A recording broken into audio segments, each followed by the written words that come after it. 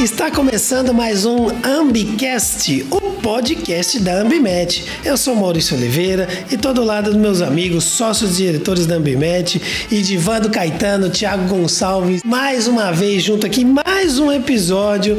E esse especificamente a gente vai falar sobre como identificar e controlar os poluentes na água, no ar e no solo. Então vem com a gente!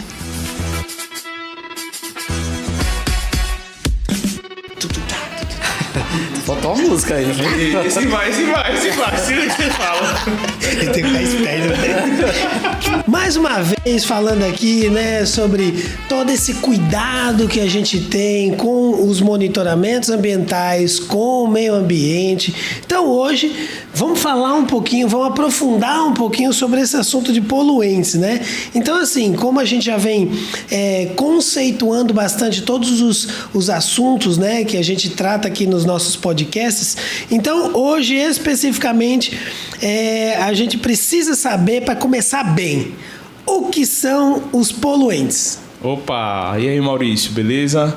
Agradecer mais uma vez e a turma que está aí conectada com a gente, que vem nessa maratona dos 4 primeiros podcasts que nós falamos sobre monitoramentos ambientais. Então se você ainda não ouviu ou não assistiu, vai lá.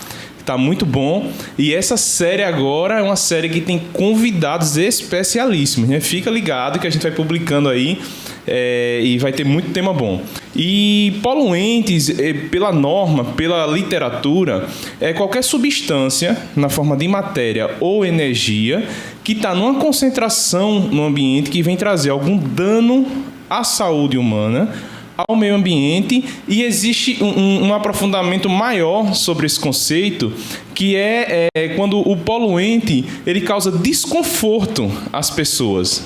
Então, por exemplo, falando de poluição visual, não necessariamente é uma poluição que a gente que cause um dano direto à nossa saúde, mas é uma poluição que causa um desconforto ao convívio das pessoas, ao convívio urbano. Então esse é só um exemplo, mas nós temos vários exemplos de poluentes. O conceito é esse, e pode ser, o poluente ele pode estar no meio ambiente, ele pode ser uma substância que faça já parte do meio ambiente da forma natural, como acontece com as partículas, por exemplo. As partículas suspensas no ar, elas naturalmente, no ambiente isento de poluição, elas já existem, né? Porque as partículas elas têm uma função na atmosfera. Inclusive, tem uma função muito curiosa das partículas, que é formar a gota da chuva. É o que os meteorologistas chamam de núcleo de condensação. Então, essas partículas em suspensão, elas fazem parte da atmosfera. A gente olha uma atmosfera limpa, aquilo ali não está 100% sem partículas. Existem partículas ali, elas têm função na natureza. Mas a partir do momento que o homem vai fazendo suas atividades e lançando aí essa carga de poluentes, isso vai saturando, e se isso chega no que a gente chama de concentração acima dos limites, e que isso vem trazer um prejuízo, é chamado de poluente. E aí essa concentração é importante, né? Porque a gente está falando para muita gente aqui, tem gente que é da área, tem gente que não é, mas é a gente entender que a quantidade que existe de uma determinada substância numa quantidade de uma solução, num volume de uma solução. Então, por exemplo, quando a gente chama miligrama por litro, então a gente quer dizer que a cada litro daquela solução, a cada litro daquele rio, né, enfim, a cada litro daquele recurso hídrico, tem tantos miligramas daquele poluente. Então é para esse número que a gente olha para quantificar e dizer se está ou não nos níveis acima de poluição. Eu fico muito feliz, Edivando e Thiago, por estar junto de vocês falando sobre um tema tão comum, tão próximo da gente, mas assim, dá a impressão que poluente é só aquilo que a gente está vendo como lixo, como fumaça, como o esgoto, né? O lixo que está no esgoto. Mas aí, por essa definição, a gente percebe, que bom que a gente está falando sobre isso, que tem muito mais coisas para falar sobre poluente. Então, a gente vai precisar especificar um pouco aí para ajudar essas pessoas que estão nos ouvindo e nos assistindo, principalmente para trazer um pouquinho mais de especificidade. Então, por exemplo, quais são os tipos de poluente? Agora, de maneira mais específica, para a gente clarear cada vez mais esse assunto. Tipos de poluente. Bacana. E é importante, Maurício, você tocar nesse assunto de nem tudo a gente consegue ver porque eu vou trazer um exemplo prático de um poluente muito perigoso e que ele é inodoro e incolor. Ele não tem cor e ele não tem cheiro. E em altas concentrações, as pessoas morrem asfixiadas com a presença desse poluente, que é o monóxido de carbono, o CO.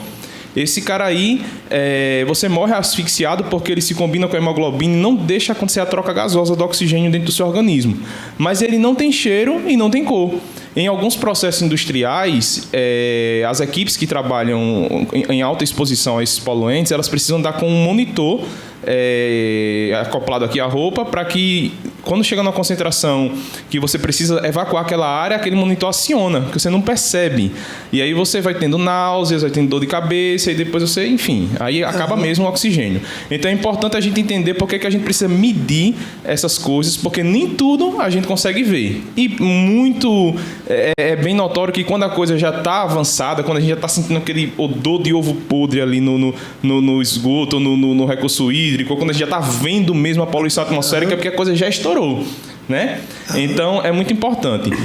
Antes de a gente falar quais são os tipos de poluentes, é importante também a gente pensar no seguinte: quando a gente está medindo coisas no ambiente, ora a gente está medindo o poluente especificamente, a partícula, o que está sendo lançado ali, e ora a gente mede um indicador que é uma consequência da presença do poluente ali naquele lugar. Perfeito. Então vamos lá. Existe um indicador muito utilizado nos recursos hídricos, que é o que a gente chama de DBO. É a demanda bioquímica de oxigênio. O que é que acontece? A gente tem no recurso hídrico, no corpo hídrico, que a gente já falou aqui o que é isso, o oxigênio dissolvido, né? Então o oxigênio ali está dissolvido e ele proporciona a vida, porque os seres que respiram através de oxigênio, eles usam aquele oxigênio dissolvido para sobreviver. Sendo que a partir do momento que eu lanço matéria orgânica, que eu lanço esgoto, que eu lanço sujeira, que eu lanço ali a matéria orgânica em si no corpo hídrico, o que é que acontece? Os micro-organismos, eles vão comer, vão degradar aquela matéria orgânica e vão absorver aquele oxigênio que tem ali. E o oxigênio acaba. Então, a demanda bioquímica de oxigênio é justamente a capacidade que esses micro-organismos têm de consumir aquele oxigênio dissolvido que está lá. Então, ela não é necessariamente o poluente em si. Ela é a consequência da presença do poluente e da ação dos micro-organismos. Perfeito. Então, esse é um ponto, né? Isso aí é um indicador da coisa. Existem outros vários aí. Mas falando de tipos de poluentes, a gente pode dividir em poluentes primários e poluentes secundários. Então, vamos lá, devagarzinho, que você sabe que aqui a gente gosta das coisas bem explicadinhas. Então, vamos lá. Poluentes primários. Poluentes primários. Poluentes primários são os poluentes que são emitidos diretamente da fonte de emissão. Eles são, por exemplo, uma chaminé industrial. Tem um processamento ali, a queima, ou enfim, a gente já falou também sobre isso aqui em outros momentos, mas existe o processo ali fazendo exatamente o que ele tem que ser feito e lançando para a atmosfera os poluentes. Aqueles poluentes que saem diretamente, são produzidos pelo processo e são lançados na fonte, são chamados de poluentes primários. Ok. Então, partículas, óxidos de enxofre, óxidos de nitrogênio, esses são os poluentes lançados diretamente da fonte de emissão. O que a gente vê na fumacinha saindo da chaminé. Exatamente, e o que a gente mede lá com o equipamento. Já esses poluentes em contato, eu vou chamar assim, com a natureza, com as condições naturais, eles podem se transformar em outras coisas. Ok, pelas reações químicas e etc. Isso. Então, um exemplo claro também são os óxidos de enxofre e de nitrogênio. Eles em contato com a água da atmosfera, eles reagem e é formado ali ácido sulfúrico e ácido nítrico. Então, isso é o que a gente chama de poluente secundário. É o que é formado já com as reações e com as condições da natureza. O ozônio, por exemplo, é um exemplo clássico disso. O ozônio, ele, claro que... Aí vamos lá, vamos contar essa história, né? Existe o ozônio, que está lá na camada de ozônio, que nos protege. Sim, que todo mundo fala dela, né? Que a camada de ozônio está diminuindo aí, né? Depois a gente vai falar sobre isso em outro conteúdo, mas inclusive que tem leituras que ela já está se recompondo. E existe o ozônio que está aqui ao nível do solo, que é o ozônio que a gente está exposto. Esse ozônio nas altas camadas, ele é bom para nos proteger da radiação solar, mas esse ozônio aqui, próximo ao nosso nível de respiração, ele é ruim, porque o ozônio ele é um oxidante. É algo que vai inflamar as vias respiratórias, inflamar o pulmão, enfim, em altas concentrações vai trazer prejuízos e danos. Então, o ozônio ele é um poluente secundário. Por quê? Porque ele é formado na atmosfera por uma reação química do NO2 com a presença de compostos orgânicos voláteis. Então, NO2 é nitrogênio e oxigênio. Que é lançado através de alguma fonte. Exatamente. Ok. E aí na natureza, ele se ligou a outros componentes e formou o ozônio. Então, essa definição aí desses tipos de poluentes é muito em função disso, né? E a gente se preocupa muito, e aí nesse tema poluente, eu imagino que se resume no fazer mal, né? Então, tudo é fazer mal. A poluição faz mal, o rio que está poluído faz mal, e eu acho importante essa separação, né? Dessa conceituação, principalmente para a gente conseguir entender como é que esses poluentes agem no meio ambiente. Até porque a nossa preocupação, né, enquanto leigos, é saber se faz mal ou não. Então, exemplo, eu estou passando numa estrada e de repente eu estou vendo uma indústria que está lá com a chaminé emitindo a fumacinha lá pro ambiente, né? A minha preocupação na minha cabeça é só saber se aquilo vai me fazer mal ou não. Então, assim, como que os poluentes agem no meio ambiente? Uma coisa que a gente costuma fazer uma certa analogia para que a gente entenda de uma forma didática é o que a gente chama de viagem do poluente, né? Uhum. Então, existem os ciclos naturais, chamados de ciclos biogeoquímicos na natureza. Então, a água, ela tem um movimento na Terra, por exemplo. Ela está no subsolo, ela pode ir para uma água superficial, que o sol aquece a superfície, ela evapora ou transpira, vai para a nuvem, chove, depois ela volta e a gente chama isso de ciclo. Os poluentes, eles também têm essa capacidade, porque a água é um meio de dissolver esses poluentes. Então, um poluente atmosférico, por exemplo, que fica presente em suspensão ali na atmosfera, quando chove, aquele poluente naturalmente ele vai para o solo, ele infiltra, ou ele escoa superficialmente nas águas e pode contaminar o solo, as águas subterrâneas ou as águas superficiais. Então, um ponto importante é esse. A gente tem nesse movimento dos ciclos, né, também o movimento dos poluentes. O poluente não é porque ele foi lançado no corpo hídrico que ele vai ficar ali para o resto da vida. Ele pode também ir para outros meios, assim, outras matrizes do meio ambiente. E é importante que a gente entenda isso e que tudo está conectado. Não é porque eu peguei um resíduo sólido e coloquei aqui no solo inapropriado que ninguém vai ver, eu vou cobrir aquilo ali não vai ter problema nenhum. E acha que só está fazendo mal ao solo. Exatamente. Pode ser que há uma ação também na água, de repente uma água subterrânea ou coisa parecida. Perfeito, porque o que é que acontece? Por exemplo, falando de lixo, né, de resíduo industrial ou doméstico. Quando eu disponho isso no solo descoberto, sem as técnicas corretas de aterro sanitário para você tratar aquele chorume, o lixo ele vai se decompor, o chorume ele vai infiltrar ali no solo, vai entrar no lençol freático, e esse lençol freático na água subterrânea ele tem um movimento, isso não fica parado. Ele também corre, inclusive a gente tem rios subterrâneos, a gente tem a água também em movimento no subsolo que pode voltar para uma água superficial e que pode trazer problemas para quem está tendo contato com aquela água. Então, só para você ter ideia que esse movimento ele acontece. Outra coisa muito importante... É o exemplo da chuva ácida, né, Edivando? Então, quer dizer, num ambiente onde tem um ácido ali, como o Edivando falou, SO2, NO2, ele evapora. Chega na nuvem, ele vai se transformar em ácidos, vai precipitar novamente e isso vai permear por outros lugares. Então, entendeu? quer dizer que um poluente que estava no ar acabou poluindo através da água, por exemplo. Por exemplo. Perfeito, Tiago. Isso é muito importante e tem essas transformações que os poluentes eles são submetidos, mas eu vou trazer um exemplo agora também que, como você bem perguntou assim, qual é o efeito disso, né? Como é que ele age no meio ambiente, e quando a gente fala de meio ambiente, a gente tem que entender que o ser humano ele faz parte do meio ambiente. também, né? É o meio que circunda ali o ser humano, mas ele também está inserido naquilo ali. Então, por exemplo, um metal pesado, né? Um metal, o chumbo, o mercúrio, como é que ele age no organismo humano? É uma substância de difícil degradação. Ele se acomoda no organismo e ali o organismo não consegue expelir ele facilmente e aquela substância estranha dentro do organismo vai causar uma inflamação. E o desdobramento disso é até numa doença cancerígena. Por exemplo, você pode ter o câncer ali pela presença de um metal pesado no teu sangue. Então, existem coisas... o poluente ele é muito assim. Quando ele é fácil de degradar e quando ele está em pouca concentração, beleza. Quer dizer, eu lancei pouco e o próprio ambiente se regenerou. Mas quando ele é difícil de degradar, né? E aí o difícil de degradar tem poucas concentrações e ele traz problemas.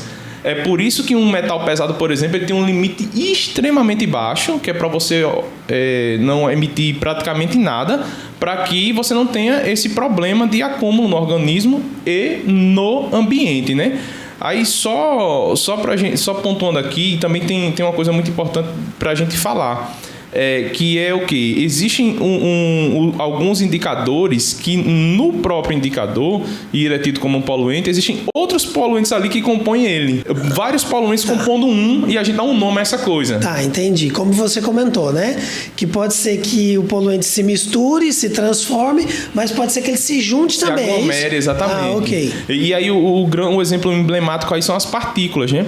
As partículas, elas, dependendo da fonte de emissão, e aí o indicador, o poluente é chamado de particulado, mas dependendo da fonte de emissão, ela pode ser composta por várias coisas diferentes.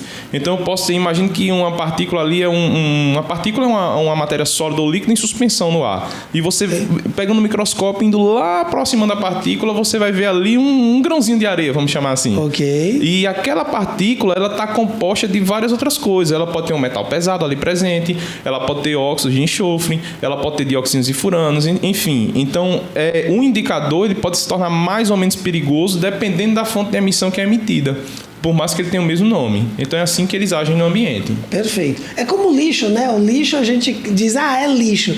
Mas dentro do lixo tem várias coisas que podem compor o lixo. A gente até poderia separar o lixo e etc. Mas a gente entende como lixo lá um monte de coisas juntas. Esse assunto é extremamente interessante e eu acho que a gente devia, quem sabe até no futuro, fazer um podcast para cada tipo de poluente aí, que eu tô vendo que o assunto é gigantesco. Então vamos fazer o seguinte, vamos dar uma pausa e a gente volta daqui a pouco. Mas olha, recadinho para as pessoas que estão ali, ó. A pessoa que está ali, tá nos assistindo aqui no YouTube, ou tá nos ouvindo aí no Spotify ou em outras redes aí, ó, presta atenção, hein? Se inscreva no nosso canal, curta, compartilhe, escreva aqui se você gostou, tá gostando, não tá, dê novas sugestões, ativa o sininho, ele fica bem aqui, ó, de ladinho, que é pro YouTube te lembrar toda vez que a gente tiver uma atualização. E ó, espera um pouquinho que a gente vai dar um break e já a gente volta. Eita. Muito bem, velho. Ô, bicho, para o que você tá fazendo na sua vida e vai fazer podcast. Esse assunto é massa, velho. Eu acho massa isso.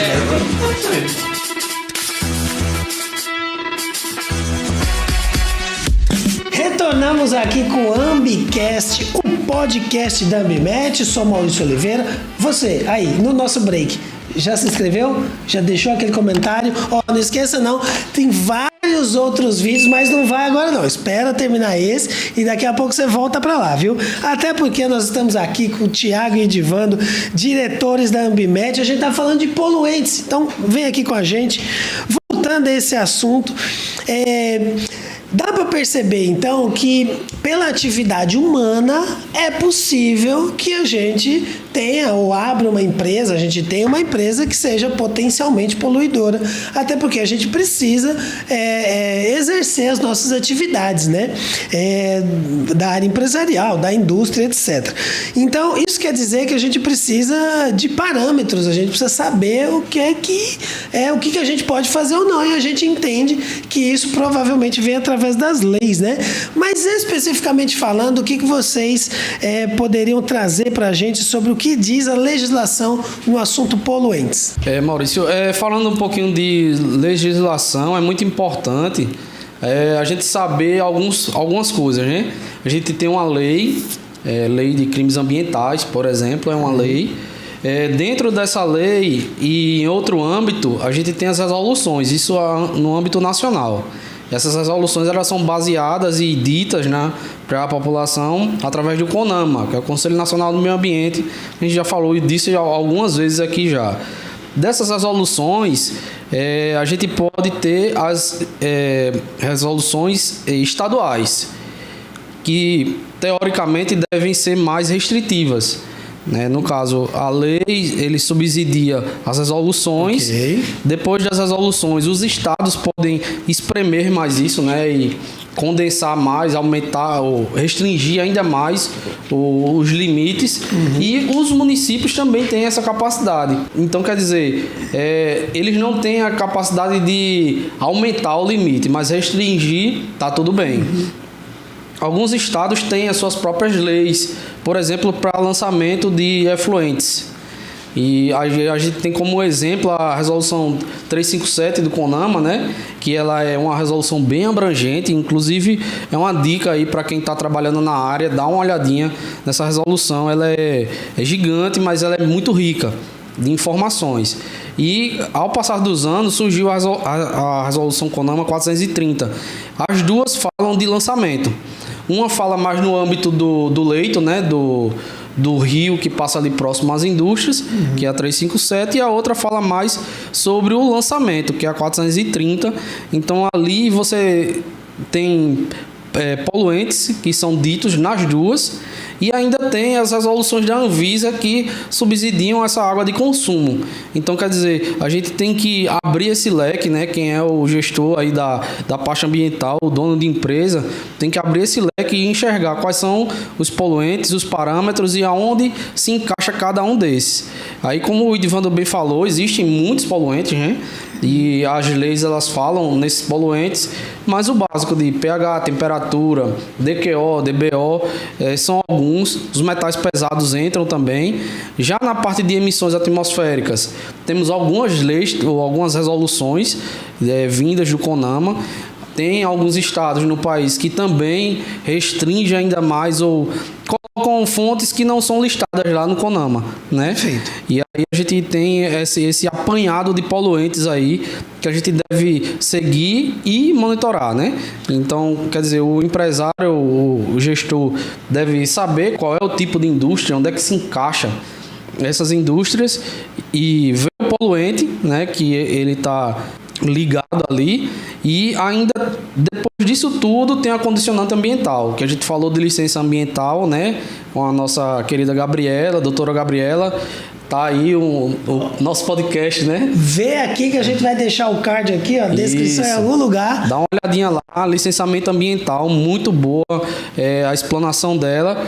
E ela falou justamente isso, da licença ambiental até chegar a condicionante ambiental. Então, temos vários percalços aí no caminho, mas normal. E a gente deve seguir o que tem no final na condicionante. Mas essa condicionante, normalmente, ela direciona ou para uma resolução ou para uma lei federal ou até local. Isso aí vai depender desses fatores, entendeu? Inclusive, Maurício, a gente tem esse fato, né, Tiago, da legislação trabalhar na fonte de emissão e no ambiente. Isso. Tem esse olhar também, né? Porque existe, a gente até já falou aqui, mas vamos revisitar isso. Na fonte de emissão, o olhar é muito mais voltado para o que aquele processo consegue reduzir.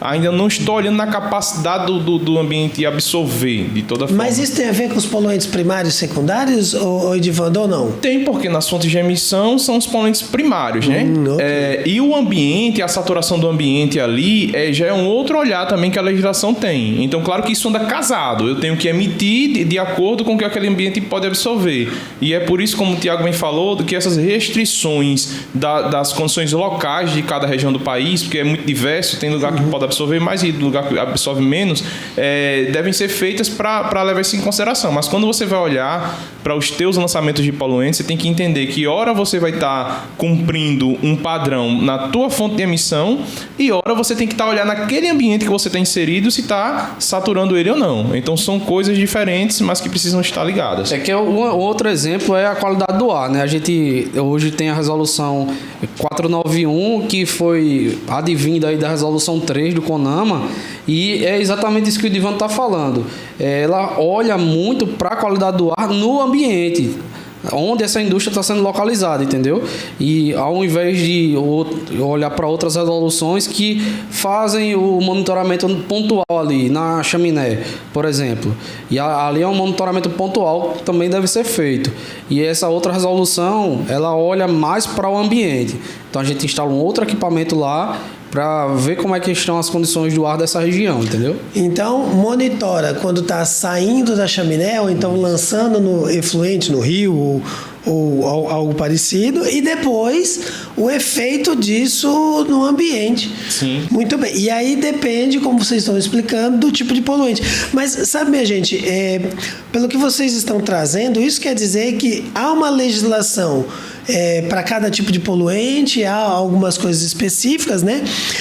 Mas aí, assim, eu acho que no diretor da indústria lá, o dono da pasta, eu acho que ele teria dificuldade de como identificar o tipo de poluente, porque pelo que eu entendi, algumas legislações são municipais, outras estaduais, outras federais, mas e aí? Qual que são a gente já sabe mais ou menos o caminho, mas qual que é a dica, qual que é a orientação que a gente dá para esse diretor da indústria, para esse gestor, dono de uma pasta ambiental, de como saber o tipo de poluente que ele deve monitorar? Maurício, assim, uma dica que eu dou é realmente planilhar tudo. Desde o início, a gente, uma famosa, né, linha aí, que é a pegada de carbono. Saber de onde começa até onde é lançado o carbono. E também os ciclos PDCA. Também é muito importante a gente observar isso e pode até seguir as diretrizes disso. Mas é planilhar o que ele tem de atividade. Todas as atividades da empresa, tudo que é feito, aonde ele consegue enxergar que deve ser monitorado, quais são os poluentes que são emitidos em cada atividade e agregar a licença condicionante ambiental. Agregado tudo numa plataforma só, ele vai conseguir identificar quais poluentes ele deve monitorar e em qual setor da indústria, entendeu? E a partir disso tomar as ações. A gente comentou também sobre um empreendedor que enxerga além disso, né? Que são aqueles empreendedores mais conscientes que no final das contas realiza os monitoramentos da condicionante, mas também realiza outros monitoramentos, porque ele, enxergando o que ele está fazendo, qual atividade, pode ser que ele identifique um composto que possa ser monitorado, que é um composto que advém do processo dele, e ele começa a fazer aquele monitoramento, porque se houver alguma reclamação fora do contexto da condicionante, ele já está apto a informar, não, eu estou monitorando e está nesses níveis e eu estou controlando aqui tudo que está saindo da minha indústria, entendeu? Não, então peraí que... Então isso quer dizer que lá na legislação ela não dá conta de todos os poluentes possíveis. Como é que isso acontece? Então deve ser um nó na cabeça do gestor aí, né? Porque assim, se tiver essa lista, tiver mais fácil de só clicar e eu ver, beleza, mas isso quer dizer que é possível que a legislação não abarque todos os poluentes, é isso? É possível que não tenha todos os poluentes daquela atividade potencialmente poluidora, né? É possível que isso exista. Mas sendo que aqueles poluentes, eles podem servir como indicador. Ó, esse poluente aqui, ele está com uma concentração maior, então vamos investigar mais. A gente consegue agregar outros poluentes com aquele indicador maior, vamos dizer assim. Se você viu que um deu um volume maior, um número maior, isso. Você investiga ali para saber o que está acontecendo e começa a pesquisar outros tipos de poluentes que podem agregar ali, entendeu? E é por isso que eu digo que é possível que tenha tenham outros poluentes que a legislação não abrange, né? Mas que a pessoa tem que ficar atento a realizar esse tipo de monitoramento, né? Muito bem. Porque o que a legislação está querendo saber na última instância é se o teu processo está eficiente ou não. Seja ele de tratamento, por exemplo, de efluentes, de esgoto, ou seja o teu processo ali de queima, por exemplo. Para você saber se o processo está eficiente ou não, você olha para esses indicadores, né? Porque, por exemplo, uma DBO, uma DQO para um lançamento de efluente para um corpo hídrico, quando a gente olha para aquilo ali e entende que aquilo está bom, isso é sinal de que as outras coisas também estão boas, né? Porque se for para colocar parâmetro para tudo que existe, toda substância química ou física que existe, a gente não vai ter legislação que caiba. Agora, uma coisa muito importante também, que no início, eu acabei esquecendo de falar, só voltando um pouco, é que o poluente ele não só é uma substância química, né? Ele pode também ser uma substância física. Por exemplo, tem uma alta temperatura, lançado com uma temperatura muito alta, que ele vai causar mortandade também daquela vida aquática ali. Então, pode ser radiação, pode ser qualquer substância química ou ruído. Ruído é um nível de poluição, um poluente. Um poluente, exatamente, e é uma poluição física. Então, a gente só olha para a substância química, mas, enfim, o ambiente está conectado com tudo isso. É aquilo que eu comentei, né? Tudo que faz mal, né, na cabeça do leigo, né? Se o ruído está muito alto, me faz mal, assim, eu já vou chamar de poluição, exatamente, né? Já está poluindo o ambiente no qual eu circulo.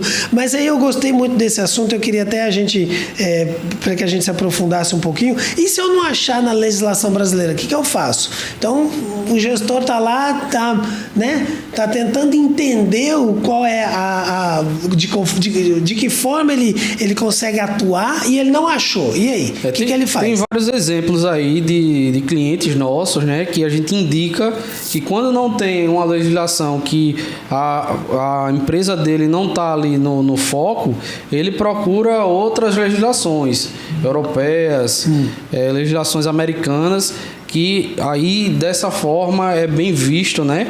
Tanto pelos órgãos ambientais, né, municipais e estaduais. Quando não existe esse parâmetro, né? Porque fica muito difícil eu ter um lançamento, por exemplo, de cabines de pintura. No Brasil não existe nenhuma legislação que diga isso. Pode ser que exista em um ou outro estado, mas essa legislação ser migrada de um estado para o outro é mais difícil do que eu falar que meu limite é de acordo com a lei europeia. Aí é mais bem aceito, vamos dizer assim. Então fica o recado para os nossos gestores que lugar para estudar tem, né, Thiago? Tem bastante. De alguma forma. E aí, já que a gente está falando sobre legislação, eu também fico pensando como é que os órgãos, né, cobram isso, né? Então a gente falou do CONAMA, que é um órgão que orienta, que, né, ajuda na questão da legislação e etc. Mas assim, quais são os órgãos que cobram e quem e como é cobrado esse controle de emissão aí na indústria, por exemplo? Olha, existem vários órgãos, na verdade, né? Existe o órgão federal, que é o IBAMA, ele pede que sejam enviados dados. O IBAMA, que é o federal, né? O estadual, que são normalmente as agências, né, estaduais de meio ambiente, normalmente é pedido através de condicionantes. Isso pode ainda correr para o município. Alguns estados do Brasil, os municípios estão tendo essa força de colocar condicionantes ainda mais.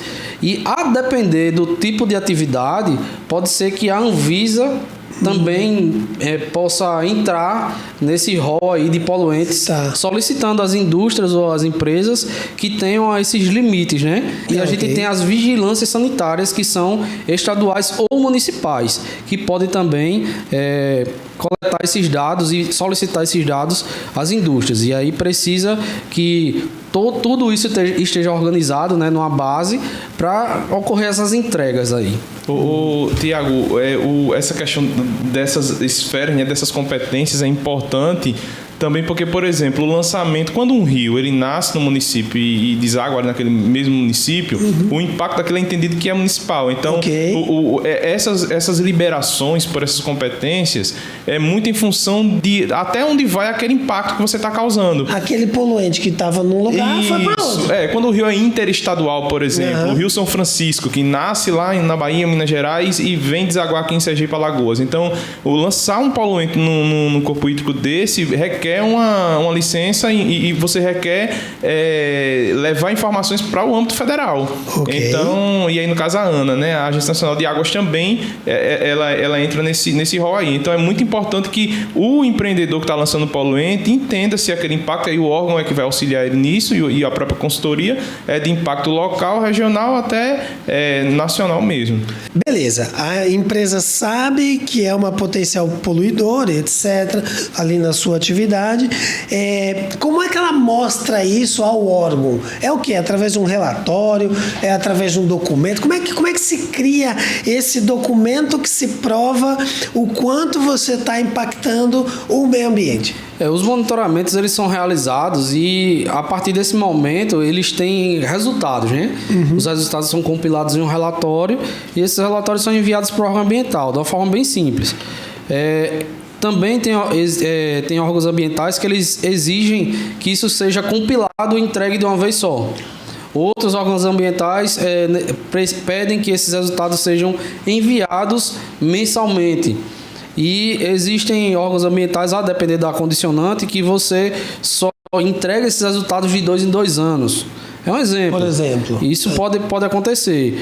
Hoje, com a era digital, né, vamos dizer assim, os órgãos ambientais estão aceitando muito relatórios via PDF. Então, a gente não precisa mais entregar fisicamente esse relatório. Envia para o cliente em PDF, ele já repassa para o órgão ambiental com a senha, com o login, fica muito mais fácil. E essa informação circula numa velocidade gigante, né? Então, quer dizer, monitora, tem um relatório. Esse relatório ele é estudado, né? Vamos dizer assim, por quem está lançando. Entrega ao órgão ambiental. E essa informação ela é passada de uma maneira muito rápida entre a empresa que está monitorando e o órgão ambiental. Beleza. Lembrando que a gente, para que aquilo tenha validade, tem que ter o respaldo técnico, do responsável técnico, né? Nunca é demais a gente falar isso aqui, né? A gente tá falando em todos os podcasts, isso aí é muito importante, né, Tiago? Que tem alguém com competência técnica para validar aqueles resultados, né? E uma empresa também que tenha respaldo técnico também para executar aquela metodologia, né? Então, é importante que um número, é um papel ou um PDF, enfim, é um documento, sendo que está respaldado tecnicamente por gente competente para fazer aquilo. Alguém está se responsabilizando, dizendo que aquela fonte, né? Aquela atividade, aqueles poluentes, exatamente. Tem que ser tal profissional. Está dentro de uma gama de aceitação, não sei como né? Assim, né? Eu estou provando que os meus resultados são esses. O alvará, por exemplo, sanitário é expelido municipalmente para que as atividades do comércio, enfim, da indústria, elas sejam licenciadas e cobra, por exemplo, os ambientes climatizados. O monitoramento desses ambientes para avaliar presença de fungos, temperatura, enfim, existe uma resolução da Anvisa para isso. E nessa resolução, ela já direciona quais profissionais que podem fazer aquele tipo de monitoramento. Então, a própria resolução ela já pontua lá quais são as formações. Então, é muito importante que não seja só um número em um papel ali de qualquer jeito, é que a gente tenha esse cuidado também com quem está executando isso. E aí foi bom você ter dito do climatizado, que você chamou, que é algo não da indústria, né? Porque a gente acha que só quem faz mal, né? Como eu já falei aqui várias vezes, é só as grandes indústrias, e isso não é verdade, né?